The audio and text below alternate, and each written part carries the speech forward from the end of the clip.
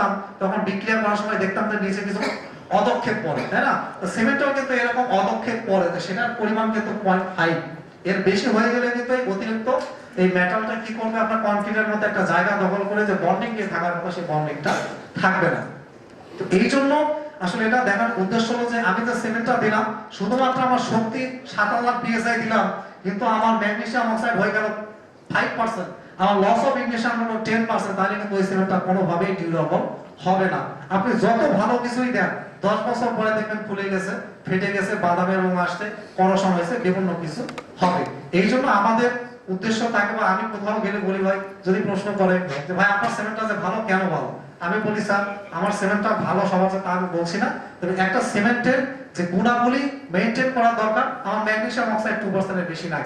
আপনি আমার হচ্ছে কেমিক্যাল রিপোর্ট নেন, অথবা আপনি যদি দেখতে চান যে এই 7 সিমেন্টের দাম যে আপনারা আমরা বেশি নেই, বা আপনারা ডিউরেবিলিটি চেক করতে চান, একটা কেমিক্যাল টেস্ট করেন, স্যার টেস্ট করে দেখেন যে নিম্নমানের যে সিমেন্ট আপনি ব্যবহার করছেন আর এটার মধ্যে আসলে এই যে আপনার অক্সাইড গুলো আছে এটার পার্সেন্টেজটা কত। আপনি প্রথম তিনটা বাদ দেন স্যার, প্রথম তিনটা থাকলে সব সিমেন্টে ভালো, জুমে যাবে, টিকে যাবে, নোয়ামারা সিমেন্ট নেশনাল, এই ওই পার্সেন্ট গুলো ঠিক থাকার কারণে এই জন্য কিন্তু সবাই বলে যে বাংলাদেশের সব সিমেন্ট ভালো, 19 আর 20, এই কথাটা আমরা সবাই বলি, সব জায়গাতে শুনি। আসলে বাংলাদেশের সব সিমেন্ট ভালো নয়, 19-20 নয়, 12-20। তবে আমি বলবো না যে আমার সিমেন্ট কোম্পানি শুধুমাত্র এটা ঠিক রাখে, বাংলাদেশে আরো 2-4টা কোম্পানি আছে যারা এটা ঠিক রাখে। এই জন্য দেখবেন যে মেগা যে প্রজেক্ট গুলো যেখানে কোয়ালিটি কনসিস্টেন্সি 100% চেক করে সিমেন্ট ব্যবহার করা যায়, ওই হাতে মনে হয় 5টা সিমেন্ট ছাড়া বাইরে কোনো সিমেন্ট পাবেন না, কারণ তারা সিমেন্ট নেয় সবসময় এই কেমিক্যাল অ্যানালাইসিস করে। আমার সৌভাগ্য হয়েছিল আসলে পদ্মা ব্রিজ যখন নতুন শুরু হয় 2015 সালের দিকে, যখন সিনো হাইড্রো আর হচ্ছে চায়না থেকে ওনারা আসলে আমাদের খুলনা ফ্যাক্টরি ওনারা ভিজিট করেছিল, তো আমি ছিলাম আর কি, আমার স্যার ছিল, উনি গাইড দিয়েছেন, আমি ছিলাম। তো ওনারা স্পষ্ট করে বলল যে আপনাদের কোম্পানি ফ্যাক্টরি সব দিকে সব ভালো, আপনারা ওই যে 52.5 নিউটন বলতেছেন, 42.5 নিউটন বলতেছেন, ভাই আমাদের এত শক্তির দরকার নাই। আমার পদ্মা ব্রিজের গার্ডার ডিজাইন করা আছে 4500 পিএসআই, 4000 পিএসআই, তা আমার ওখানে ওপিসি পিসিসি দরকার নাই, তুমি শুধু আমাকে কেমিক্যাল রিপোর্টটা দাও আর সিমেন্ট দাও, আমি হচ্ছে চায়নাতে নিয়ে গিয়ে আমি কেমিক্যাল টেস্ট করে দেখব, যদি আমার magnesium oxide, silicon oxide, loss of ignition যদি রেঞ্জের মধ্যে থাকে তাহলে তোমার সিমেন্ট হবে, আর যদি যতই পিএসআই দাও আর এগুলা যদি ঠিক না থাকে, লস অফ ইগনিশন যদি 2% এর বেশি হয়, তাহলে তোমার সিমেন্ট কেন পৃথিবীর কোনো সিমেন্ট আমরা নিব না। তো এইরকম কথা কিন্তু তারা স্পষ্ট আমাদের ফ্যাক্টরিতে দাঁড়িয়ে বলেছিল। তো এই জন্য আমরা সব সময় দেখবেন যে মেগা যে প্রজেক্ট গুলো যেখানে কোয়ালিটি কনসিস্টেন্সি সেট করে সিমেন্ট ব্যবহার করা হয়, বা মানুষ আস্থা রাখতে পারে, ভালোবাসা রাখতে পারে, বিশ্বাস রাখতে পারে। আসলে গর্ব করে বলতে চাই আমরা যে বিল্ডিং এ আমরা এখন দাঁড়িয়ে আছি, এই মল্লিকা এই তারে আছে, কিন্তু তারা কিন্তু ওই সিমেন্টটা ব্যবহার করে না, আমাদের প্রতি আস্থা রেখেছিল। তো এই জন্য আসলে আমার সৌভাগ্য যে এই মল্লিকাইনের নিচে দাঁড়িয়ে এই কথাটা বলতে পারছি, কারণ তারা কিন্তু কোয়ালিটি মেইনটেইন করছে। এই নওগাঁ শহরে অনেক হোটেল আছে, কিন্তু Mallika Inn is the one of the best hotel in the Naogaon city. আমার মনে হয় যে বগুড়াতেও এরকম সমমানের আছে, কিন্তু এই বগুড়া বাদে আপনি অঞ্চলে দেখেন এরকম সমমানের হোটেল কিন্তু খুব কম আছে। তো এখানে যা কিছুই নেবেন, যা কিছুই করবেন সবই কিন্তু কোয়ালিফাইড। এখানে এক কাপ আপনি চা খান, সেটাও কিন্তু অন্যরকম স্বাদ। তো আসলে কোয়ালিটি জিনিসটা কিন্তু এইরকম, আপনি যখন কোয়ালিটি চাইবেন আপনাকে কিন্তু সেই মূল্যটা দিতে হবে। এই জন্য কিন্তু আমরা আসলে দেখবেন বিশেষ করে আপনাদের ডিপার্টমেন্টে আমরা কন্ট্রাক্টর লেভেলে সিমেন্ট দিতে পারি না বা দেই না, একটাই কারণে তারা কিন্তু ল রেট এবং হচ্ছে আপনার ক্রেডিট খোঁজে, যেটা আমরা কোনোটাই দিতে পারি না। কারণ আমরা নগদ টাকায় বিজনেস করি এবং 100% কোয়ালিটি মেইনটেইন করে আমরা হাই রেটের সিমেন্ট বেশি। হাই রেটে বেশি এটা নয় যে আমাদের আসলে যেরকম কোয়ালিটি আমরা আসলে রেটটা সেভাবে নেওয়ার চেষ্টা করি। তো আসলে এই জন্য এই স্লাইডটা দেখানো যে সব সিমেন্টে কিন্তু ভালো নয়, আর আমরা যে শুধু ভালো তাও কিন্তু নয়, ভালো আরো 2-4টা আছে। কারণ আরেকটা জিনিস দেখেন যে আমরা যে সিমেন্টের 5টা র ম্যাটেরিয়াল ব্যবহার করি, জিপসাম, লাইমস্টোন, স্ল্যাগ, তাই না, তারপর ক্লিংকার, জিপসাম, এই দেখেন ওই যে জিনিসটা দেখালাম সেটাই এখানে দেওয়া আছে, সিলিকা, অ্যালুমিনিয়াম, ক্যালসিয়াম অক্সাইড। দেখেন প্রথম একটা জিনিস বলে রাখি যে ক্যালসিয়াম অক্সাইডটা হচ্ছে শক্তি দেয়, ক্যালসিয়াম অক্সাইডটা হচ্ছে সিমেন্টের শক্তি প্রদান করে, আর সিলিকা আর অ্যালুমিনিয়ামটা হলো সিমেন্টের স্থায়িত্ব প্রদান করে। অর্থাৎ ধরেন যে কারো আসলে যারা পুরাতন দিনের মানুষ আর কি, যে যাদের বয়স এখন 60-70 বছর, তো তারা কিন্তু আমি দেখছি, আমি গ্রামের ছেলে, আসলে আমার বাড়ি কিন্তু আপনাদের পাশের, আমি দুপচাচিয়ার ছেলে, যদি আমি সেরামিক্সে কাজ করি, খুলনাতে থাকি আমি, আমার বাসা কিন্তু দুপচাচিয়া, এখান থেকে খুব সামান্য কাছে। তা আমার বাসা একদম গ্রামে। তো আমি দেখেছি যে আমার আব্বার বয়স এখন প্রায় 75-80 বছর। তো উনি কিন্তু এখনো 1 মণ অর্থাৎ 40-50 কেজির একটা ওজনের জিনিস ঘাড়ে করে নিয়ে যেতে পারে। আর আমি কিন্তু 10 কেজি ওজন ঘাড়ে নিতে পারি না। তো ব্যাপারটা হলো যে ওনার ডিউরেবিলিটিটা কিন্তু আমার চেয়ে অনেক বেশি। আমি কিন্তু আরো 10 বছর পরে ওইটাও পারবো না, কিন্তু উনি আরো 5 বছর যদি আল্লাহ আমাকে 10 বছর বাঁচায় রাখে, উনি কিন্তু আরো এই জিনিসটা কিছু মনেই করে না। বড় জিনিস হলো আমাকে বলে তুমি পারো না, তুমি ছেলে মানুষ, আমাকে দাও। তো চিন্তা করবো না, 80 বছর বয়স উনি এটা পারে আর আমি কিন্তু পারি না। অর্থাৎ ডিউরেবিলিটি কিন্তু এই জিনিস যে 80 বছর বয়সেও যদি আপনি ওই 100 কেজি বহন করতে পারেন, তার মানে আপনি ডিউরেবল। আর আমি কিন্তু 30 বছর বয়সে এটা বহন করতে পারছি না, তার মানে আমি ডিউরেবল নয়। কিন্তু আমি কিন্তু এখন যৌবনে আছি, আমার বয়স এখন 30 বছর, আমার কিন্তু শক্তি অনেক বেশি থাকার কথা ছিল। তো এই ক্যালসিয়াম অক্সাইডটা আসলে যৌবন দেয়, আর এই সিলিকা আর হচ্ছে অ্যালুমিনিয়ামটা হচ্ছে স্থায়িত্ব দেয়। যা আপনি শুধুমাত্র শক্তি দিলেন, কিন্তু 40 বছর পার হলে দেখতেছে আপনি 10 কেজি ওজন নিতে পারেন না, তার মানে এই শক্তির কোনো দাম নাই। তো সিমেন্টের মধ্যে কিন্তু এই অক্সাইডগুলো এইভাবে কাজ করে। এই জন্য বলা আছে যে যে সিমেন্টের মধ্যে সিলিকার পরিমাণ যত বেশি, সেই সিমেন্টটা তত বেশি ডিউরেবল হয়। তো এখানে দেখবেন যে ক্লিংকারের মধ্যে ক্যালসিয়াম অক্সাইড সবচেয়ে বেশি, আর ফ্লাই অ্যাশের মধ্যে হচ্ছে আপনার বেশি, সবচেয়ে সিলিকা সবচেয়ে বেশি, আর অ্যালুমিনিয়াম হচ্ছে সবচেয়ে কার মধ্যে বেশি, স্ল্যাগের মধ্যে বেশি। এই জন্য বলা হয় শুধুমাত্র ক্লিংকার দিয়ে যে সিমেন্টটা তৈরি করতেছি, তাহলে সেটা আমরা কেন? একটা কথা বলেছি, high strength high performance concrete. অর্থাৎ আপনি যদি শুধুমাত্র ক্যালসিয়াম অক্সাইড পারফরম্যান্স সিমেন্ট হতে হলে সেটার কিন্তু কয়েকটা শর্ত আছে। প্রথমটা হলো যে লেস পারমিয়াবিলিটি, অর্থাৎ কংক্রিটের মধ্যে কোনো পারমিয়াবিলিটি থাকা যাবে না। রেজিস্ট্যান্ট টু কেমিক্যাল অ্যাটাক, অর্থাৎ কেমিক্যালের যে অ্যাটাকটা সেটাকে রেজিস্ট করার মতো ক্ষমতা সেই কংক্রিটে থাকতে হবে। আর ল হিট অফ, এই চারটা জিনিস যদি ঠিক থাকে সেটা তখন হচ্ছে হাই পারফরম্যান্স কংক্রিট। আর আমরা যদি হাই স্ট্রেংথ কংক্রিট নিয়ে কাজ করি, তাহলে কিন্তু এই চারটা যদি আপনি মিটিগেট করতে না পারেন, তাহলে কিন্তু সেটা হয়ে যাবে কংক্রিটটা হলো কোর্সাই গ্রেডেড, ফাইনাল গ্রেডের সঙ্গে যখন আমরা পানি আর অ্যাডমিক্সার দেবো তখন সেটা হয়ে যায় কংক্রিট। আপনারা সবাই জানেন, এটা নিয়ে কথা বলবো না। এই জন্য একটা ভালো কংক্রিট হতে হলে সিমেন্টের তো কোনো বিকল্প নাই, একটা ভালো সিমেন্টের। তারপরে কিছু আসলে ব্যাখ্যা রয়েছে, আপনারা সবাই জানেন যে একটা ভালো কংক্রিট তৈরি করতে হলে এই সবগুলা জিনিস তো অবশ্যই লাগবে। প্রথমটা হচ্ছে ইট বা পাথরের এগ্রিগেটের ধরন। আপনারা সবাই জানেন যে অয়েল গেটেড এগ্রিগেট যদি না হয়, ওয়াটার সিমেন্ট রেশিওটা স্ট্রিক্টলি মেইনটেইন করতে হবে। এরপরে মিশ্রণের অনুপাত। আমরা কিন্তু দেখা যাচ্ছে যে রাজমিস্ত্রিরা কাজ করে কি 50 কেজি সিমেন্ট ঢালতেছে, 60টা খোয়া মারতেছে, 60টা হচ্ছে মারতেছে, বালি মারতেছে কড়াইতে, তাই না? কিন্তু দুঃখের বিষয় হলো যে এক বস্তা দেওয়ার পরে যদি কড়াই আমরা ঢালি, হয়তো 2 কড়াই সিমেন্ট হয় না, কিন্তু ওরা মনে করতেছে আমি 1-1.5-3 তো ঢালাই দিচ্ছি। কিন্তু যখন 60টা খোয়া 3টা বালি দিচ্ছে, বালি উঠানোর সময় কিন্তু সবসময় 2 বেলচা বেশি। এটা আমাদের রাজমিস্ত্রি ভাইয়ের স্বভাব আর কি, তাদের আমি দোষ দিচ্ছি না, তারা অভ্যস্ত এটাতে। সবসময় 2 বেলচা বেশি মারতেছে, ঠিক মতো না, উঁচু করে না, ওইভাবে মারতেছে। সিমেন্ট কিন্তু 2 কড়াই হচ্ছে না, হয়তো মুখোমুখি হয়। তো তাহলে কিন্তু অনুপাত যেটা 1-1.5-3 বা 1-2-4 যেটা আমরা বলি ভালো অনুপাত, সেটা কিন্তু মেইনটেইন হচ্ছে না। তার মানে কিন্তু আমরা যে মানে কনফিউজ আছে সেটা হচ্ছে না। এরপরে আছে মিশ্রণের তৈরি, বহন এবং ঢালাই। আমরা মিক্সার মেশিনে সবকিছু দিচ্ছি, পানি দিচ্ছি, দিয়ে মিক্সার মেশিনটা একটা নির্দিষ্ট সময় ঘুরবে, 10 মিনিট এটাকে ঘোরাতে হবে, দেওয়ার পরে 2 পা ঘুরতে না ঘুরতে ফালাই দিল। তারপরে এটা আবার রাজমিস্ত্রি ভাই মাথায় করে 5 তলা 4 তলায় উঠতেছে, উঠে গিয়ে কিন্তু ছাদের উপর এমন ভাবে ফেলে দিচ্ছে, সেক্ষেত্রে দেখা যাচ্ছে সিমেন্ট আর বালি একদিকে, খোয়া আর একদিকে। পরে হয়তো আপনার কি বলে কর্নি দিয়ে যতই টানাটানি করুক না কেন, আসলে প্রত্যেকটা খোয়ার গায়ে যদি সিমেন্ট আর বালু সমানভাবে না থাকে, তাহলে কিন্তু ওই জায়গাতে দুর্বল কংক্রিট তৈরি হয়। এটা সবসময় কিন্তু হয়। ওই রডের সাথে ধাক্কা কিন্তু সিমেন্ট একদিকে, বালি আর একদিকে, পানি যদি কোনো কারণে বেশি দেয়, তাহলে তো আমার মধ্যে সেগ্রিগেশন হয়ে গেল। এইসব অনেক বিষয় আছে। তারপরে তাপমাত্রা একটা বিষয় আছে। তাপমাত্রা কিন্তু এটা আমাদের আসলে আয়ত্তের বাইরে। টেম্পারেচার আমরা সাধারণত ধরি স্ট্যান্ডার্ড হচ্ছে 22 ডিগ্রি, কিন্তু পরিবেশের টেম্পারেচার আসলে কখন কি হয় এটা তো মহান আল্লাহ তাআলার হাতে, এটা আমরা নিয়ন্ত্রণের বাইরে। তারপর আমরা যদি কোনো সময় টেম্পারেচার বেশি হয়, তাহলে আমরা সাজেস্ট করি হচ্ছে একটু পানিটা বেশি দেওয়া।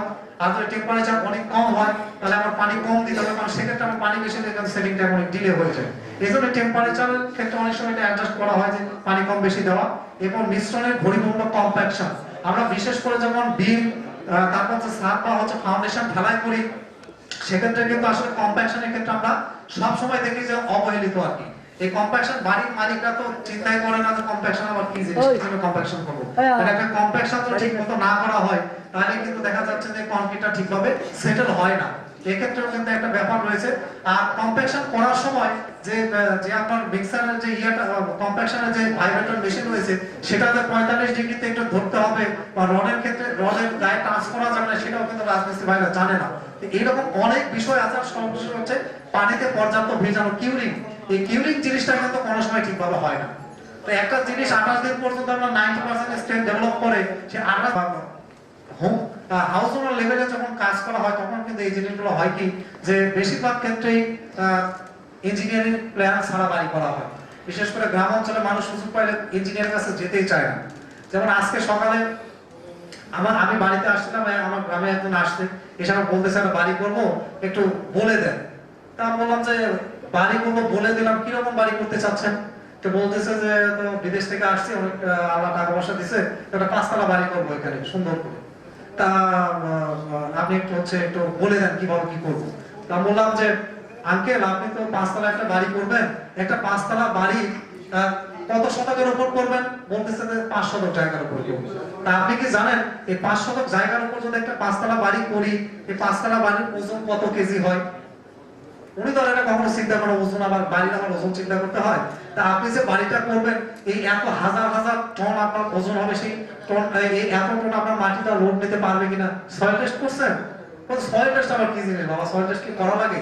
তেমন সয়েল টেস্ট যদি না করেন তাহলে আপনার বাড়িতে 5 তলা বাড়ি করবেন, আপনার মাটিটা ওই আপনার ভবনের লোড নিতে পারবে কিনা আপনি কি করে বুঝলেন?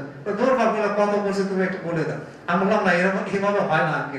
আপনি যদি বাড়ি করেন তাহলে আপনাকে একটা সয়েল টেস্ট করতে হবে। যদি আপনি 5 তলা বাড়ি করেন, যদি 1 তলা 2 তলা করেন সেক্ষেত্রে নয় আপনি আপনার মতো করে করলেন। আর প্ল্যান আপনি যেভাবে বলছেন একটু বলে দেন, প্ল্যান তো আসলে বলে দেওয়ার জিনিস নয়, এটা একটা প্রপার অ্যানালাইসিসের জিনিস। আপনার ভবনের dead load, live load, wind load অনেক কিছু আছে, এগুলো ক্যালকুলেশন করে আমাকে ডিজাইন করতে হবে। আসলে বিষয়টা আমরা বলার উদ্দেশ্য হলো যে ওনারা কিন্তু এই জিনিসটা জানে না যে একটা বাড়ির ডিজাইন করতে হয় আবার কিরকম করে, এটা আবার কিসের ক্যালকুলেশন, আবার কিসের কি। আমি ওই রড কিনবো, ওখান থেকে সিমেন্ট কিনবো, মিস্ত্রি ডাকবো, কলাম জুড়বো, বাড়ি হয়ে যাবে। তা আপনার বাড়িটা আসলে তাহলে 5 তলা বলতেছেন, একটা প্ল্যান করে বাড়ি করবেন, আসলে আপনার কি ইয়ে থাকবে, তাই না? তো বিষয়টা কিন্তু এরকম যে হাউস ওনার লেভেলে কিন্তু মানুষ এখন অনেক অসচেতন, বিশেষ করে শুধুমাত্র আপনার জেলা প্রপার ছাড়া।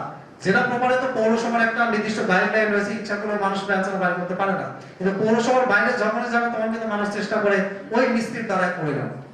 এই জন্য এইসব জায়গায় কিন্তু আসলে যে রেশিও, যে ক্লিয়ার কভার, এখন দেখা গেল চিন্তা করতেছে যে আমি একটা 5 তলা বাড়ি করবো, একটা ফাউন্ডেশন দিলাম, সিঙ্গেল কলাম ফাউন্ডেশনই করলাম, আমি ওই ফাউন্ডেশনের নিচে আবার ক্লিয়ার কভার বাকি। ওই মিস্ত্রি শিখছে যে 3 ইঞ্চি বা 2 ইঞ্চি, কলামে 2 ইঞ্চি দিলাম, ফাউন্ডেশনে 2 ইঞ্চি দিলেই তো হয়, তাই না? তার কলামে যদি 2 ইঞ্চি ক্লিয়ার কভার দেয়, ফাউন্ডেশনে যদি 2 ইঞ্চি দেয়, তাহলে আপনারা বলেন এটা কি অবস্থাটা হবে, তাই না?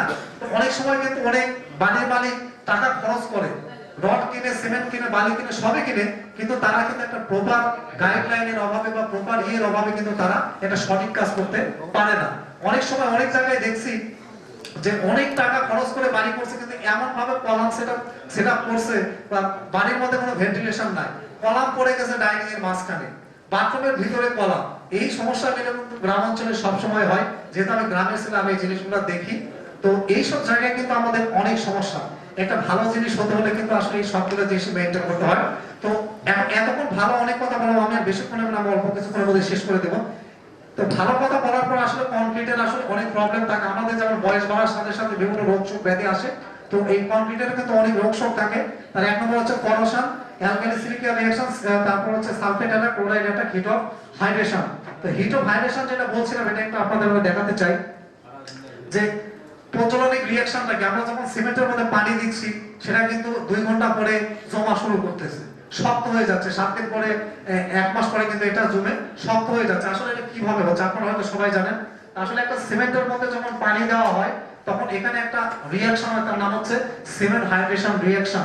এই হাইড্রেশন রিঅ্যাকশনে দুইটা জিনিস উৎপন্ন হয়, একটা হচ্ছে ক্যালসিয়াম সিলিকেট হাইড্রেট আর একটা হচ্ছে ক্যালসিয়াম হাইড্রোক্সাইড।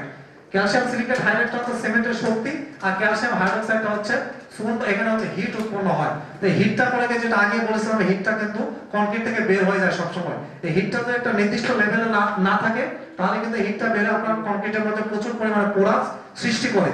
এই পোরাসটাকে বন্ধ করার জন্য বিশেষ করে কিন্তু পিসিসি সিমেন্টের বিক্রিয়া এটা। তো পিসিসি সিমেন্টে প্রচুর পরিমাণে কিন্তু ক্যালসিয়াম অক্সাইড থাকে, এই জন্য কিন্তু কার্বন ডাই অক্সাইড এখানে বেশি উৎপন্ন হয়। কার্বন ডাই অক্সাইডটাকে আপনি যদি ওর মধ্যে যদি 2% এর নিচে নামাতে পারেন বাইরে থেকে কিন্তু মারামারি করে এটাকে কমানো যায় না। এই জন্য সিমেন্টের মধ্যে যদি সিলিকা বেশি থাকে, অর্থাৎ সিলিকা থাকে কিন্তু প্রত্যেকটা ম্যাটেরিয়ালসের মধ্যে থাকে, তার মধ্যে ফ্লাই অ্যাশের মধ্যে কিন্তু সবচেয়ে বেশি সিলিকা থাকে। সিলিকাটা করে কি ক্যালসিয়াম অক্সাইডের সাথে পুনরায় বিক্রিয়া করে আবার ক্যালসিয়াম সিলিকেট হাইড্রোজেন, অর্থাৎ প্রথম বিক্রিয়ায় বন্ধু এবং শত্রু, পরের বিক্রিয়ায় কিন্তু শত্রুকে আবার বন্ধুতে রূপান্তরিত করে। তার মানে যে 100% কিন্তু ওই ক্যালসিয়াম হাইড্রোক্সাইডকে রেজিস্ট কোনো সিমেন্টে করতে পারে না, একটা নির্দিষ্ট লেভেল পর্যন্ত নিয়ে আসে। এই বিক্রিয়ার মাধ্যমে আসলে সিমেন্টটা শক্ত হয়, ওটাই দেখাচ্ছি। এখন এই ফ্লাই অ্যাশ নামে একটু কথা বলবো, কারণ এটা আসলে বাজারে অনেক বিভ্রান্তি রয়েছে, অনেকভাবে আমরা এটা নিয়ে ভুল বুঝি। আসলে ফ্লাই অ্যাশ জিনিসটা কি? ফ্লাই অ্যাশ জিনিসটা হলো যে এটা হচ্ছে একটা ম্যাটেরিয়ালস অফ সিমেন্ট, যেমন ক্লিংকার, যেমন লাইমস্টোন, যেমন স্ল্যাগ, যেমন জিপসাম, যেমন এই ফ্লাই অ্যাশটাও একটা উপাদান যেটা প্রোডাকশন হচ্ছে প্রত্যেকে যে electricity production from thermal power plant, অর্থাৎ যেসব পাওয়ার প্ল্যান্টে বিদ্যুৎ উৎপন্ন হয় থার্মাল পাওয়ার প্ল্যান্টের মাধ্যমে, সেই সব জায়গায় অনেক সময় কয়লা দিয়ে উৎপন্ন করা, অনেক সময় পারমাণবিক দিয়ে বিদ্যুৎ উৎপন্ন করা হয়। তো সেই সব জায়গায় যে ইয়েটা পাওয়া যায়, বিশেষ করে ফ্লাই অ্যাশ দুই প্রকার, একটা হচ্ছে মানে সিমনির উপরে যায়, একটা হচ্ছে বটম অ্যাশ পাওয়া যায়। তো বেশিরভাগ সবচেয়ে বেস্ট হচ্ছে যে সিমনির ওখানে যখন এই হিটটা উৎপন্ন হয়, এই হিটটাকে সেভ করে যে জিনিসটা পাওয়া যায় সেটা হচ্ছে ফ্লাই অ্যাশ। ফ্লাই অ্যাশটা কিন্তু আসলে যেটা আমরা বলি যে ফ্লাই অ্যাশটা কিন্তু কোনো চুলার ছাই, কোনো বয়লারের ছাই বা কোনো খড়কুড়ি পোড়ানো ছাই নয়। আপনারা যেটা অবাক হবেন, সিমেন্টের যে 5টা উপাদান আমরা ব্যবহার করি প্রত্যেকটাই কিন্তু একদম মাটি বলা হয়। আমরা যদি গ্রামে ছিলাম, আমরা যে এলাকা ছিল, আমরা যে মাটি বলি, ঠিক মাটির থেকে কিন্তু সিমেন্টের প্রত্যেকটা ম্যাটেরিয়াল তৈরি করা হয়। কিন্তু ওই আপনার ক্লিংকার, লাইমস্টোন, স্ল্যাগের সাথে অ্যাশ শব্দ যুক্ত নাই, ওটা নিয়ে কোনো নেগেটিভ মার্কেটিং কেউ করে না। আপনারা জানবেন যে স্ল্যাগটা কি জিনিস? স্ল্যাগটা হচ্ছে আয়রনের গুঁড়া। আয়রন ইন্ডাস্ট্রিতে যে অবট্রব্য বাজার সেটা হচ্ছে স্ল্যাগ। আর জিপসাম যেটা আমরা জমিতে দেই, আমি গ্রামের ছেলে, আমি আলু সরিষা আবাদ করেছি, এই দিকেও কিন্তু অনেক ইয়ে হয় যে জমিতে কিন্তু আমরা জিপসাম দেই। জিপসাম যেটা জমিতে ধান আবাদ করার জন্য দেই, আলু আবাদ করার জন্য, সেটা কিন্তু সিমেন্ট আমরা ব্যবহার করছি। তাহলে সেটা কেন করছি, তাই না? আমরা যে নাপাস ওষুধটা খাচ্ছি সেটার মধ্যে কি আছে? প্যারাসিটামল। এটা কি? এটা কি সোনা? এটা তো একটা কোনো একটা গাছ থেকে নেওয়া বা কোনো একটা কেমিক্যাল থেকেই নেওয়া। সেটা হয়তো এমনি খেলে মানুষ মারাও যেতে পারে, কিন্তু সেটা কিন্তু আমরা ওষুধ হিসেবে খাচ্ছি। কারণটা কি? আমার জ্বর হলে জ্বরটা সারাতে হবে, এই জন্য আমার প্যারাসিটামল দরকার। আমার সিমেন্টটা তৈরি করতে হলে আমার সিমেন্টের ডিউরেবিলিটি দিতে হবে, এই জন্য আমার ফ্লাই অ্যাশ দরকার। এটা ছাই না কোথা থেকে আসলে এটা কিন্তু ইম্পর্টেন্ট বিষয় নয়, কিন্তু আসলে ফ্লাই অ্যাশটা কিন্তু ছাই নয়, এটা কিন্তু এই electricity production from thermal power plant থেকে আসে। দেখেন ফ্লাই অ্যাশের আসলে ইয়েটা কি, প্রপার্টিজটা কি, এবং এটা কিভাবে আসলে ইয়ের মধ্যে কাজ করে। দেখেন সিমেন্টের যে ম্যাটেরিয়ালগুলো আমরা ব্যবহার করি বা কংক্রিটের যে জিনিসগুলো আমরা ব্যবহার করি, তার মধ্যে সবচেয়ে বড় সাইজ হচ্ছে খোয়া বা এগ্রিগেট, তাই না? তার চেয়ে ছোট হচ্ছে বালি, তার চেয়ে ছোট হচ্ছে সিমেন্ট। এখন খোয়ার ফাঁকা জায়গা পূরণ করে হচ্ছে বালি, বালির ফাঁকা জায়গা পূরণ করে সিমেন্ট, আর সিমেন্টের যে ফাঁকা জায়গা থাকে সেটা পূরণ করে হচ্ছে ফ্লাই অ্যাশ। কারণটা হচ্ছে যতগুলো অণু থাকে তার মধ্যে ফ্লাই অ্যাশের অণুর আকার হচ্ছে খুবই ছোট, 0.2 মিলি মাইক্রন। আপনারা জানেন যে মিলি মাইক্রন মানে কত লক্ষ ভাগের এক ভাগ। তো এইরকম ছোট অণু, এবং এটার বৈশিষ্ট্য হলো এটা বলের মতো, এটা বিয়ারিং এর মতো এরকম ঘুরতে পারে। অর্থাৎ এটা যদি কোনো জায়গায় থাকে, এর উপর যখন চাপ পড়ে ফাঁকা যে জায়গা থাকবে সেই জায়গাতে হচ্ছে ঢুকে যাবে। অর্থাৎ আসল কথা হলো আমাদের কংক্রিটটা তখনই ভালো হবে যখন এটার মধ্যে পোরাস না থাকবে। অর্থাৎ যদি পোরাস কোনো কংক্রিটে না থাকে, বাইরে থেকে যদি ইনট্যাক্ট হয়ে যায়, কোনো কিছু যদি আপনার স্ট্রাকচারের মধ্যে ঢুকতে না পারে, তখন বুঝবেন আপনার কংক্রিটটা 100 বছর না তার চেয়ে বেশি টিকবে। আসল কথাটা হলো এই ফ্লাই অ্যাশটা করে কি, সূক্ষ্ম সূক্ষ্ম যে ফাঁকাগুলো থাকে সেটার মধ্যে ঢুকে সেটাকে বন্ধ করে দেয়। এই জন্য দেখবেন যে বাইরে থেকে কোনো কিছু আপনার কংক্রিটের মধ্যে আর ঢুকতে পারবে না। তখন হবে কি দেখেন, যে এটা করবে কি, যে ভাষা জিনিস আপনার কংক্রিটে কি শক্তি দেবে। কারণ সাধারণ মানুষ কিন্তু বলেছে আসলেই তো পানিতে ভাসতে তার শক্তি দেবে কিসে? তাহলে আমি যদি এখন একটা লোহা সোনা দিয়ে যদি একটা জাহাজ বানাই, বা যে বড় বড় জাহাজগুলো পৃথিবীতে আছে সেই জাহাজগুলো তো পানির উপর দিয়ে আসে, তাহলে এই জাহাজের কোনো মূল্য নাই যদি আমরা এই যুক্তিটাকে ধরি। সাধারণ সাপোর্ট করে না। যখন ভিআরএম মেশিনে ফ্লাই অ্যাশ সাপোর্ট করে না, তখন তারা বলতেছে আমরা ফ্লাই অ্যাশ ফ্রি। এখন এরকম অনেক ব্যাখ্যা তারা দিচ্ছে। আর একটা কথা বলতে চাই, যে ধরে নিলাম যে ফ্লাই অ্যাশ পৃথিবীর মধ্যে সবচেয়ে ভালো সিমেন্ট, ধরে নিলাম যে আমরা ফ্লাই অ্যাশ দিয়ে আমাদেরটা খারাপ। এখন পদ্মা ব্রিজ, রূপপুর পারমাণবিক বিদ্যুৎ কেন্দ্র, মেট্রো রেল, তারপর হচ্ছে ঢাকায় কর্ণফুলী টানেল চিটাগাং, তারপর হচ্ছে আপনার ঢাকায় যে ফ্লাইওভার গুলো হচ্ছে, এখন যে ফ্লাইওভার গুলো চলতেছে বা আদিতে যেগুলো হয়েছে, যে মেগা প্রজেক্ট যেখানে কোয়ালিটি কনসিস্টেন্সি চেক করে সিমেন্ট ব্যবহার করা হয়, তাদের খালি বলবেন ভাই তুমি একটা প্রজেক্ট দেখাও যেখানে কোয়ালিটি কনসিস্টেন্সি ইউজ করে সিমেন্ট ব্যবহার করা হয়েছে, সেখানে একটা দেখাও তো তোমার ফ্লাই অ্যাশ সিমেন্ট ব্যবহার করা হয়েছে, ফ্লাই অ্যাশ বিহীন সিমেন্ট। পদ্মা ব্রিজ আছে তোমরা নাই, রূপপুর পারমাণবিক বিদ্যুৎ কেন্দ্র নাই, মেট্রো রেল নাই, ঢাকায় যে ফ্লাইওভারগুলো রয়েছে নাই। আসলে এগুলো বলার উদ্দেশ্য হলো আমরা কিন্তু অনেক সময় কষ্ট পাই। যদি কেউ বলে যে এলজিডি খারাপ, এটা কিন্তু যারা আমরা এলজিডি তে কাজ করি এটা কিন্তু আমাদের জন্য কষ্টের। তা আমরা যারা সিমেন্ট কোম্পানিতে আছি, যখন বলা হয় যে ফ্লাই অ্যাশ দিলেই সিমেন্টটা খারাপ, তার মানে কিন্তু আমরা সিমেন্ট ইন্ডাস্ট্রিতে যারা আছি 44টা সিমেন্ট কোম্পানি, তারা সবাই কষ্ট পায়। এই জন্য কিন্তু এই কথাটা যেগুলো সিমেন্টের বিলে বলার চেষ্টা করি। আসল কথাটা কি? আসল কথাটা হলো যে তারা ফ্লাই অ্যাশ দিতে পারে না, তাই তারা বলতেছে আমরা ফ্লাই অ্যাশ ফ্রি। এখন আপনারা কিভাবে বুঝবেন? আমি ফ্লাই অ্যাশ দেই, তা আমি বললাম যে ফ্লাই অ্যাশটা খুব ভালো, ওরা দেয় না তাই বলতেছে ফ্লাই অ্যাশ বিহীনটা ভালো। কারণ আপনারা কিভাবে বুঝবেন? আপনাদের বোঝার উপায় হচ্ছে দুইটা। প্রথমটা হচ্ছে মেকআপ প্রজেক্ট, যেখানে কোয়ালিটি কনসিস্টেন্সি ইউজ করে সিমেন্ট ব্যবহার করা হয়। দুই নম্বরটা হলো আমার হাতের স্মার্টফোন। আজকে প্রোগ্রাম শেষ হওয়ার পর আপনারা সার্চ দেন advantage of fly ash in cement, সিমেন্টের মধ্যে ফ্লাই অ্যাশের অ্যাডভান্টেজটা কি, আদৌ আছে কিনা। একটু পদ্মা ব্রিজে খোঁজ দেন, একটু রূপপুরে খোঁজ দেন, একটু মেট্রো রেলে খোঁজ দেন, যে এই জায়গায় যে সিমেন্টটা ব্যবহৃত হচ্ছে, যে সিমেন্টই হোক, সেখানে ফ্লাই অ্যাশ যুক্ত না ফ্লাই অ্যাশ মুক্ত, সেখানে ফ্লাই অ্যাশ বিহীন সিমেন্ট আছে কিনা। তাহলে কিন্তু আপনারা বুঝে যাবেন যে আসলে এই সিমেন্টটা, ফ্লাই অ্যাশ সিমেন্টটা আমার ভালো কি খারাপ। তবে আমি একজন ক্ষুদ্র মানুষ হিসাবে, আপনাদের একজন প্রকৌশলী ভাই হিসাবে, সিমেন্ট ইন্ডাস্ট্রি কাজ করা হিসাবে আপনাদের এইটুকু তথ্য আমি নিশ্চিত করতে চাই যে ফ্লাই অ্যাশ বিহীন সিমেন্ট যদি কোনো পিসিসি সিমেন্ট হয়, যেখানে পিসিসি সিমেন্ট বলা আছে সেম টু বিএম বা সেম টু এম, যেখানে স্ল্যাগ লাইমেশন ফ্লাই অ্যাশ মিলে 21 থেকে 35 বা 6 থেকে 20 হবে, এই জায়গায় যদি কোনো কোম্পানি বলে আমি ফ্লাই অ্যাশ দেই না, তার মানে বুঝবেন এটা ফ্লাই অ্যাশ, তার মানে এটা হচ্ছে ভালো সিমেন্ট নয়। যদি ফ্লাই অ্যাশ বিহীন সিমেন্টে ব্যবহার করতে চান, তাহলে আপনারা ওপিসি সিমেন্ট করেন, যেখানে লাইমস্টোন নাই, স্ল্যাগ নাই, কিচ্ছু নাই, শুধুমাত্র ক্লিংকার আর জিপসাম আছে। কারণ শুধু ক্লিংকার আর জিপসাম থাকার কারণে এই জায়গাতে কিন্তু প্রশ্ন আছে, তাহলে ফ্লাই অ্যাশ যদি এতই ভালো হয় তাহলে ওপিসি তে দিচ্ছেন না কেন? এর কারণটা, প্রথম ব্যাখ্যাটা হলো যে বিএসটিআই করে বলা আছে ওপিসি তে কোনো কিছু দেওয়া যাবে না, শুধু ক্লিংকার আর জিপসাম। দুই নম্বর কথা হলো যে পিসিসি সিমেন্টে কিন্তু আমরা হিউজ পরিমাণে ক্যালসিয়াম কার্বনেট দেই। এই ক্যালসিয়াম কার্বনেট কিন্তু ভেঙে যায় হচ্ছে ক্যালসিয়াম অক্সাইড আর কার্বন ডাই অক্সাইডে। এই কার্বন ডাই অক্সাইড অতিরিক্ত হওয়ার ফলে আপনার হয় কি, এখানে কিন্তু সিলিকা যদি আপনি অতিরিক্ত না দেন, তাহলে কিন্তু হিট অফ ভাইব্রেশনটা অনেক বেশি হয়ে যায়। এই জন্য পিসিসি সিমেন্টে কিন্তু আপনাকে অবশ্যই ফ্লাই অ্যাশ যুক্ত সিমেন্টে দিতে হবে, আদারওয়াইজ কিন্তু আপনার হিট অফ ভাইব্রেশনটা এত বেশি হবে যে আপনার কংক্রিটটা কিন্তু ফেটেও যেতে পারে। তো এই আর কি ব্যাখ্যা। আসলে আমার মনে হয় যে আপনাদের আর বোঝাতে হবে না। এখানে একটা দেখাইছে যে পোর সাইজ, ওপিসি তে দেখবেন, ওপিসি তে কিন্তু পোর সাইজ একটু বেশি থাকে। যদি আমরা কংক্রিটে যদি আমরা কিউরিংটা ঠিকভাবে না করি, তাহলে এখানে ওপিসি মানে হচ্ছে যে অনেক প্রত্যেকটা কংক্রিটে কিন্তু আমরা হচ্ছে, আমি আগে বলেছি যে পোরাস কিন্তু থাকবে, সেটা একটা লিমিট আছে। তো ওপিসি তে কিন্তু লিমিটটা একটু মানে একটু বেশি থাকে, পিসিসি তে কিন্তু একটু কম থাকে। আমি আগেই বলেছি পিসিসি কিন্তু সবচেয়ে ভালো সিমেন্ট। আপনারা যে কোনো ভাবে যার কাছ থেকে শোনেন না কেন, পিসিসি কিন্তু অনেক ভালো সিমেন্ট। আর আরেকটা জিনিস এখানে দেখাইছে যে হিট অফ ভাইব্রেশন, যেটা এই হিট অফ ভাইব্রেশন কিন্তু ওপিসি তে অনেক বেশি। যদি কিউরিংটা এখানে কম হয়ে যায়, কিন্তু ওপিসি তে আপনি বেশি শক্তির জন্য দিলেন, সেটা কিন্তু হিটে বিপরীত হয়ে যাবে। কারণ এখানে হিট অফ ভাইব্রেশনটা অনেক বেশি, পিসিসি কিন্তু অনেক কম। আচ্ছা, এটা একটু বলে আমি শেষ করবো আর কি। যেটা বলছিলাম যে ওয়াটার সিমেন্ট রেশিও, যে আমরা পানি যদি আমরা মেপে নিতে, আমরা বলি যে ওয়াটার সিমেন্ট রেশিও যদি 0.44 হয় বা 0.48 হয় বা 0.4 হয় বা 0.38 হয়, যেটা হোক না কেন, আমাদের যে স্ট্যান্ডার্ড মেইনটেইন করতে হয়, তো মোটামুটি আমরা 0.44 কে আমরা স্ট্যান্ডার্ড ধরি কমন কাজের জন্য। যদি আমরা দেখেন যে 50 কেজি সিমেন্টটা যদি আমরা 16 লিটার পানি দেই, তার শক্তি, এটা কিন্তু মোটামুটি থাম রইল। এটা কিন্তু আসলে এরকম না যে এখানে বোঝানোর চেষ্টা করা হয়েছে যে বেশি দিলে কি হয়। যে 16 লিটার পানি যদি দেয়, তাহলে কংক্রিটের শক্তি 7,500 পর্যন্ত পাওয়া যায়।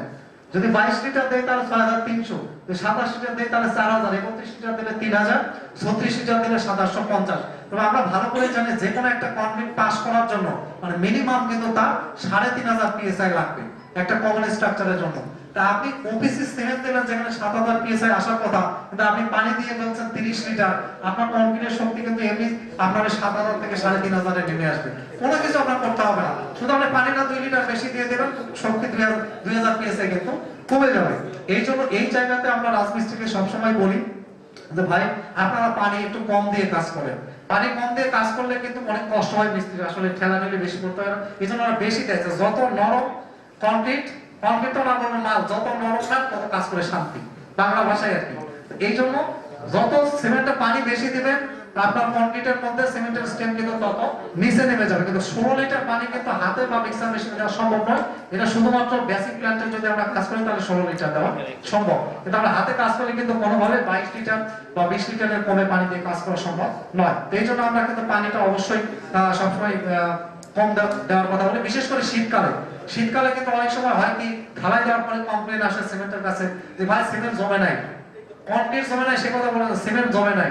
এখন আমরা সিমেন্টের লোক আমরা দৌড়ে যাই, ভাই দেখি কি হলো, গিয়ে দেখি ভাই পানি কত লিটার দিছেন, পানি কত লিটার দিছেন এটা কেমন, সারা জীবন কাজ করে আসলাম, সারা জীবন কাজ করে আসলেন, টেম্পারেচার তো এখন 8 ডিগ্রি, আর পানি দিয়ে দিছেন আপনি 30 লিটার, তাহলে তো আপনার সেলিং টাইম দিলে হবে।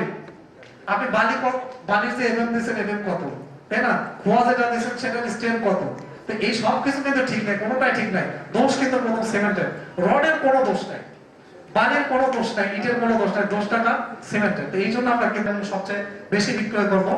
আর 2 নম্বরে ভীষণে বলেছিলাম যে আমরা ট্রিবিউট টু ন্যাশন বিল্ডার্স, অর্থাৎ এই বাংলাদেশের যারা আর্থসামাজিক অর্থাৎ ডেভেলপমেন্টের সঙ্গে যুক্ত যারা ইঞ্জিনিয়ার, আমরা যারা ইঞ্জিনিয়ার বিশেষ করে LGED, PWD, roads and highway, education engineering department, water development board, পৌরসভা, এরকম যতগুলো ডিপার্টমেন্ট আছে সরকারি, যারা প্রতিনিয়ত এই দেশকে, এই সমাজকে, এই রাস্তাকে, এই বিল্ডিংকে উন্নত করছে, দেশটাকে ডেভেলপমেন্ট তারা দৃশ্যমান করছে, তাদেরকে সম্মান জানাতে আমরা 2018 সালে ট্রিবিউট টু ন্যাশন বিল্ডার্স এর প্রোগ্রামটা করেছিলাম, যেখানে প্রত্যেকটা ইঞ্জিনিয়ারিং ডিপার্টমেন্টের চিফ ইঞ্জিনিয়ার স্যাররা এখানে এসেছিলেন এবং তাদেরকে আমরা সম্মাননা জানিয়েছি। হয়তো আপনারা অনেকে এটা জানেন না যে আপনাদের ডিপার্টমেন্টের চিফ ইঞ্জিনিয়ার স্যার এই প্রোগ্রামে, আপনারা ছবি দেখলে 2017 সালে সম্মান জানিয়েছি, এখানে দেখতে পাবেন প্রত্যেকটা ডিপার্টমেন্টের চিফ ইঞ্জিনিয়ার স্যাররা এখানে ছিলেন। এটা ছিল ট্রিবিউট টু ন্যাশন বিল্ডার্স, অর্থাৎ যারা এই আর্থসামাজিক উন্নয়ন করছে, ডেভেলপ করছে, তাদেরকে সম্মাননা জানানোর জন্য থেকে কিন্তু হচ্ছে আমরা সবাই জানি তিনি একজন বাংলাদেশী। তো তারা তো আসলে কেউ বেছে নেই, এবং বুয়েটের প্রথম ভিসি রশিদ স্যার, আমরা যে প্রোডাক্টটা তৈরি করি, আমরা যেটা করছি সেটা একটা ভালো প্রোডাক্ট। আপনি যখন বাড়ি করবেন, আসলে আমরা গর্ব করে বলি যে কন্ট্রাক্টর লেভেলে যদিও আমরা সিমেন্ট ব্যবহার করাতে পারি না, কিন্তু কোনো ইঞ্জিনিয়ার স্যার যখন বাড়ি করেন তখন কিন্তু আমি যে অঞ্চলে থাকি তখন ফোন দেয় যে তোমার সিমেন্ট এখন গোল কত করে, পিসিসি কত করে, আমি তো বাড়ি করবো, আমার বাড়িতে একটু ব্যবস্থা করে দাও, আমরা কিন্তু ব্যবস্থা করে দিই। কিন্তু কন্ট্রাক্টরে আমরা দেই না, আমরা দেওয়ার চিন্তাও করি না, কারণ আমাদের রেটটা অনেক বেশি, কারণ আমাদের কোয়ালিটিটা ভালো। এই স্কলারশিপ রয়েছে, বাংলাদেশে অনেক আইকনিক প্রজেক্ট রয়েছে যেগুলোতে আমরা শুধুমাত্র 7 সিমেন্ট দিয়ে করেছে, যেমন এটা কি মেয়র মোহাম্মদ হানিফ ফ্লাইওভার, এটা 7 সিমেন্ট দিয়ে হয়েছে। মিরপুর এয়ারপোর্ট রোড ফ্লাইওভার, তারপর আপনার আছে হচ্ছে হাতিরঝিল প্রজেক্ট, এগুলো কিন্তু 7 সিমেন্ট দিয়ে হয়েছে। আইনি ভবন আমাদের প্রাণীর সংগঠন, আমরা যারা ইঞ্জিনিয়ার সবাই জানি, এই আইনি ভবনটা কিন্তু আমরা 7 সিমেন্ট দিয়ে করেছি, এটা কিন্তু আমরা গর্ব করে সব জায়গায় বলি। তো এরকম Ashuganj power plant, Kuril flyover, অসংখ্য স্থাপনা আসলে বলে শেষ করা যাবে না। আমরা শুধুমাত্র ইঞ্জিনিয়ারদের নিয়ে প্রোগ্রাম করি তা কিন্তু নয়, আমরা কিন্তু এর সঙ্গে যুক্ত সবাইকে, যেমন আমি আগে, তারপর আমরা বিভিন্ন স্কুল কলেজে, পলিটেকনিকের ছাত্রদেরকে আমরা ফ্যাক্টরিতে নিয়ে যাই, সেখানে স্পন্সর করি, বিকজ অফ আমাদের ব্র্যান্ডটাকে হচ্ছে যে তারা সিমেন্ট বিক্রি করবে তা কিন্তু নয়। আমরা কিন্তু অনেক, এই যে এটা কিন্তু দেখেন ফুটবল স্পন্সর সেরামিক সিমেন্ট, এটা একটা বঙ্গমাতা গোল্ড কাপ, আসলে সবসময় ফ্যাক্টরি ভিজিট প্রোগ্রামটাও করি বিভিন্ন জেলা থেকে। আপনাদের কাছে দাওয়াত থাকলে আপনারা যে সময় দেন, আমরা কিন্তু আপনাদেরকে আমাদের খুলনা ফ্যাক্টরিতে নিয়ে গিয়ে দেখা নিয়ে আসলে একটা প্রোডাক্ট কিভাবে তৈরি করে, কিভাবে কোয়ালিটি কনসিস্টেন্সি মেইনটেইন করে। তো এটা আসলে এই যে এটা থেকে ন্যাশনাল ডিফেন্স কলেজে, এটা সারা পৃথিবীর অনেকগুলো মেজর মাতার উপর র্যাঙ্কের ইঞ্জিনিয়ার স্যার আমাদের ভিজিট করেছেন। এটা তো সিনো কনস্ট্রাকশন, যেটা পদ্মা ব্রিজ করতেছে সেই টিমটা, সেটা আমাদের ফ্যাক্টরি ভিজিট করেছে। এরকম অনেক আছে রাজরূপ বিছানা। শেষে আমি একটা কথাই বলবো, যাওয়ার motto is to serve our customer by providing best quality cement with competitive price and value adding service. অর্থাৎ আমাদের উদ্দেশ্যটা হলো যে আমার একটা ভালো কোয়ালিটি ডিউরেবল সিমেন্ট দেওয়া। আমরা শুধুমাত্র শক্তির সিমেন্ট দেই না, আমরা হচ্ছে একটা ডিউরেবল সিমেন্ট দেওয়ার চেষ্টা করি, যাতে আমাদের যে গ্রাহকটা নিচ্ছে, যেই নেন কেন, সেই সিমেন্টে কাজ করার পর তার যে স্ট্রাকচারটা, সেই স্ট্রাকচারটা যাতে ডেভেলপ তার ডিউরেবল হয়, সেই লক্ষ্যে আমরা কাজ করি। আর we see the Bangladesh way of dream.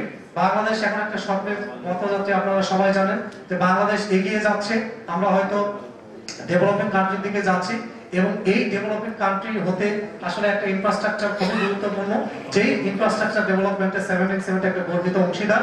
তো আপনাদের সবাইকে অনেক ধন্যবাদ এতক্ষণ ধরে আমার এই বক্তব্য শোনার জন্য।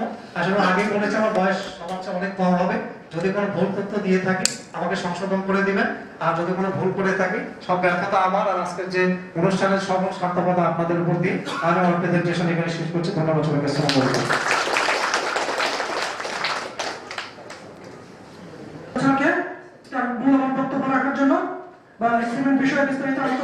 পদ্ধতি ব্যক্ত করার জন্য আমি বিশেষ করে অনুরোধ জানাচ্ছি গুরুদাস দত্ত স্যারকে।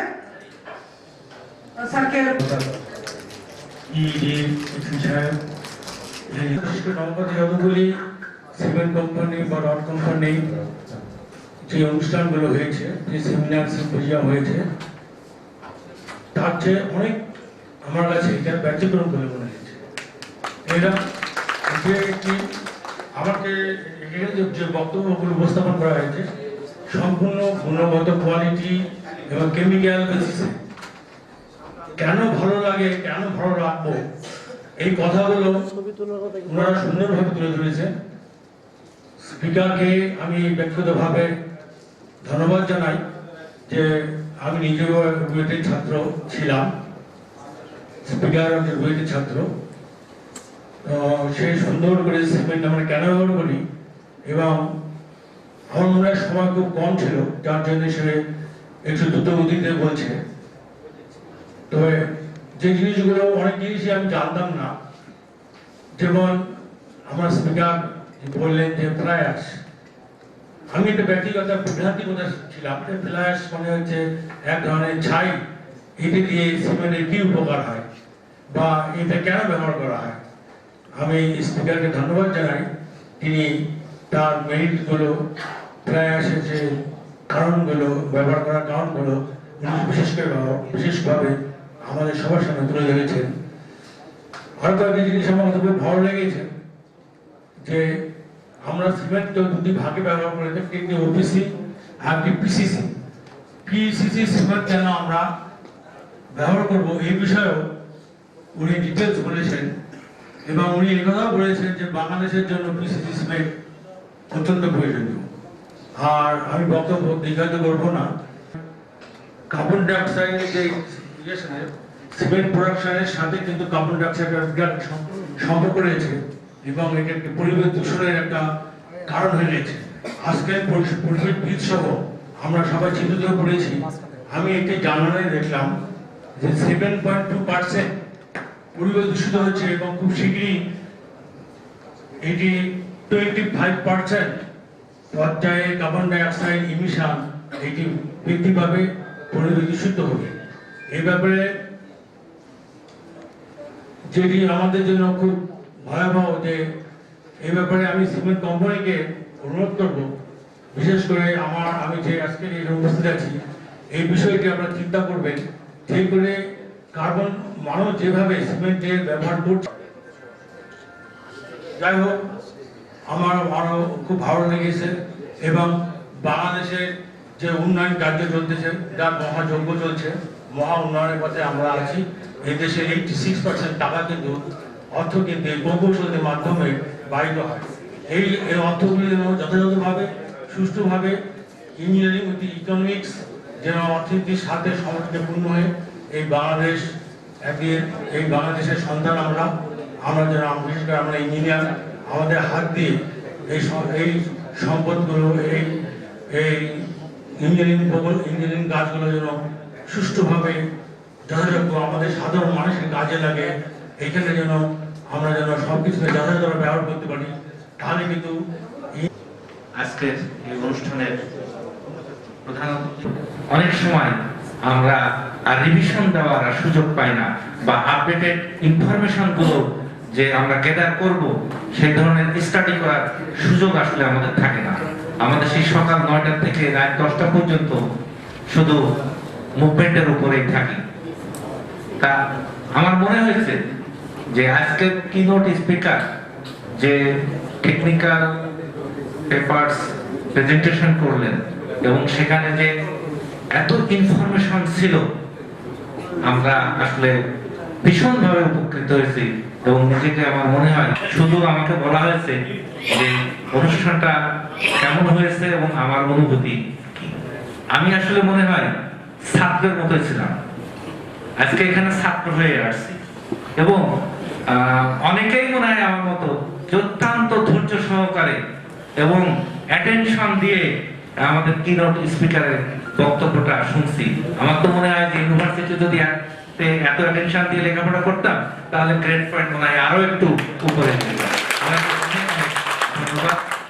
আর এই ধরনের আয়োজন সেমিনার, টেকনিক্যাল সেমিনার যেন এটাই শেষ না হয়, এটা যেন কন্টিনিউয়েশন থাকে।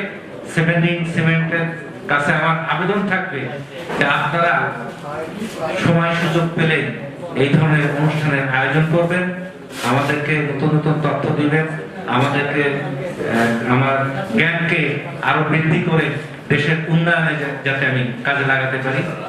সিমেন্ট সম্পর্কে আমাদের অনেক ভালো ধারণা আমাদের প্রকৌশলী সমাজের মধ্যে আছে। আমার ধারণা, আমার নিজের বাড়িও সিমেন্টের একটা কারখানার পাশে, অথবা এভাবে বলা চলে যে ওনাদের পাশে আমি আছি। সার্বক্ষণিক ওনাদের এই কর্মকাণ্ডগুলো আমার চোখে পড়ে। খুলনাতে যে ইন্ডাস্ট্রিটা আছে ওটা অত্যন্ত হাইটেক টেকনোলজি দিয়ে ওখানে তাদের কার্যক্রম পরিচালিত হয়।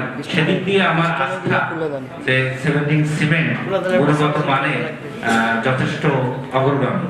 তারপরেও এখানে সিমেন্ট সম্পর্কে আমি কোনো অ্যাডভার্টাইজমেন্ট করব না। সিমেন্টের কোয়ালিটি যদি ভালো থাকে, আমরা নিয়মিত টেস্ট করি এবং সেগুলো যদি আমাদের টার্গেট রেজাল্টে থাকে, তাহলেই কেবলমাত্র আমরা ব্যবহার করব। এবং আমার মনে হয় যে সিমেন্ট শুধু প্রকৌশলীদের এই ধরনের সেমিনার যে করছেন, এটা অত্যন্ত প্রশংসনীয় উদ্যোগ। সাথে সাথে ওরা বলছেন যে রাজমিস্ত্রিদের প্রশিক্ষণের ব্যবস্থা করেন, তো ওই বিষয়টাও আমার মনে হয় যে আপনারা কোনো করবেন। কারণ আমাদের যে কাজগুলো হয়, কনস্ট্রাকশন কাজগুলো হয়, বেশিরভাগই ওই মিস্ত্রি, ওই লেবার, ওদের হাত দিয়ে হয়। আমরা খুব বেশি তাদেরকে প্রশিক্ষণ দিতে পারি না। আমরা শুধু সাইডে যাই, সুপারভিশন করে চলে আসি। ওদেরকে পরামর্শ দেওয়ার মতো পর্যাপ্ত সময় আমাদের হাতে থাকে না। এই ভূমিকাটা আপনারা নিতে পারেন, তাহলে দেশ ও জাতি আমার মনে হয় উপকৃত হবে। অত্যন্ত সুন্দর একটা অনুষ্ঠান আপনারা করেছেন, আমরা উপকৃত হয়েছি। এই ধরনের সেমিনার আরো করবেন এই আহ্বান জানিয়ে আমি আমার বক্তব্য এখানে শেষ করছি। সবাই ভালো থাকবেন। কোম্পানির পক্ষ থেকে আয়োজিত এই সুন্দর অনুষ্ঠানে উপস্থিত সিমেন্ট কোম্পানির বিভিন্ন পর্যায়ের কর্মকর্তা কর্মচারীবৃন্দ,